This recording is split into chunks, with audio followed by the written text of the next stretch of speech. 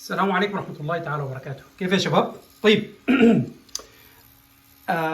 إذا متذكرين معي كان عملنا طباعة ثلاثية وتصميم للبوابة الدائرية دي كويس. بعدين قمنا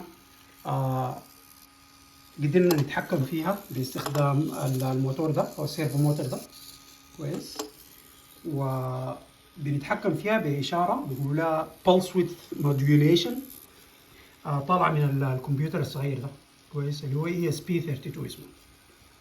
تمام. بعد ذاك داير اعمل بيهم كم حاجه حقيقه. فكره البوابه الدائريه دي يعني في كم فكره كده عايز اعملهم بيها. طيب الفكره الاولى اللي حنعملهم بيها انه دايرين نعمل لنا زي شياله كده بتاعت تمر لرمضان. شياله يعني ممكن تعتبرها زي الشياله بتاعت الحلويات العاديه دي. تمام، لكن ذكيه شويه. يلا خلينا اشرح لك الفكره شنو. نحن كان عملنا طبعا التصميم ده كويس، وطبعناه برضه بالطبعه الثلاثيه الجنبنا دي. وبعد ما طبعناه انا قمت صنفرت البيجاي ده وضربته ذهبي كويس. بالمناسبه الابعاد بتاعت الشكل ده ما كانت عشوائيه، الابعاد كانت عملتها على اساس الكوريه البيضاء دي. تمام، بحيث انه الكوريه دي بتقدر تقعد بصوره كويسه في الشكل بتاعنا ده. شايف؟ تمام. طيب الشكل ده طبعا ما بيقدر يقيف، لانه ما بيقدر يقيف صح، لانه بس عنده نقطه التقاء واحده مع الترابيزه. فعشان كده عندنا عملنا منه ثلاثه.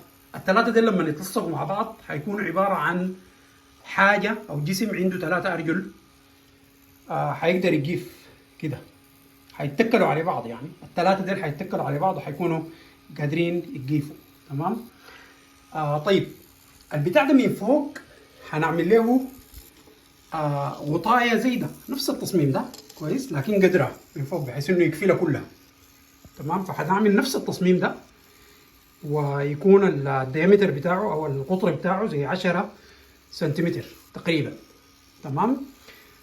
حنعمل بوابه قدر كده، لكن البوابه ما حتقعد تقفل وتفتح بالطريقه دي كويس. حنعمل شنو؟ هنا حندخل التكنولوجي كويس. جبت انا السنسرات دي، جبت لي مجموعه من السنسرات دي. السنسرات دي حقيقه بتعمل كم حاجه، لكن الحاجه اللي احنا بتهمنا اذا لاحظتوا في الجنب اليمين دي كده فيها حاجه كده لونها اسود وشكلها زي اللي عندها شنو؟ زي اللي عندها عينين كده. لاحظتوا ليها اللي هي البيجاي دي. تمام، دي بيسموها بروكسيميتي سويتش. البروكسيميتي سويتش ده بيعمل شنو؟ بيقدر يحس بيدك من على مسافة 10 سنتيمتر. يعني أول ما يدك تقرب على مسافة 10 سنتيمتر الحساس ده بيقدر يحس بها. فالفكرة إنه بمجرد أنت ما قربت يدك من الشيالة بتاعت التمر دي مسافة 10 سنتيمتر، الشيالة اللي قربت منها يدك دي تقوم شنو؟ تقوم تفتح لك. تمام؟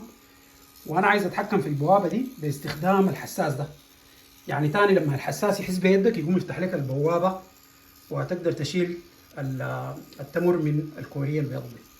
كويس؟ أنا ما عارف إذا شرحي ده معقد، الناس توريني يعني في التعليقات إذا شرحي معقد ولا لا. وفي نفس الوقت وروني هل أحسن أضرب الاثنين الثانيات دي أضربهم ذهبي ولا أضربهم ألوان مختلفة في الظل كده، ولا أغير الألوان تماما لألوان ثانية. كويس؟ لكن الحاجة اللي حنعملها أي واحد من الثلاثة ديل حنعمل له بوابة دائرية بتاعته براهو، وحنعمل له موتور يتحكم في البوابة حقته براهو، وحنعمل له حساس زي ده اهون. ديل باقي الحساسات. شايفين؟ اي واحد من الثلاثه دول حيكون عنده حساس بتاعه براهو، بحيث انه اذا قربت يدك من الاتجاه ده البهيمه دي تفتح، شلت يدك قفلت، جبت يدك بجاي دي فتحت. تمام. وحيكون المايكرو كنترولر ده والكمبيوتر الصغير ده حيكون شنو قاعد في النص، بحيث انه يقدر يتحكم في الحاجات دي كلها من النص. شباب وروني اذا الشرح بتاعي صعب او اذا في حاجه ما مفهومه في الكلام ده. البروتوكول اللي حيتواصل به بين المايكرو بروسيسور ده، بين الاي اس بي 32 والبروكسيميتي سويتش ده، بيسموها اي سكوير سي بروتوكول. طولت منه حقيقه، والسنسر ده ذاته قبل كده ما حصل اشتغلت به، بس كان الساعه دي قبل شويه قريت الداتا شيت بتاعته او الورق بتاعه. فخلونا كده نشوف المشروع ده حيصل وين. في امان الله، السلام عليكم.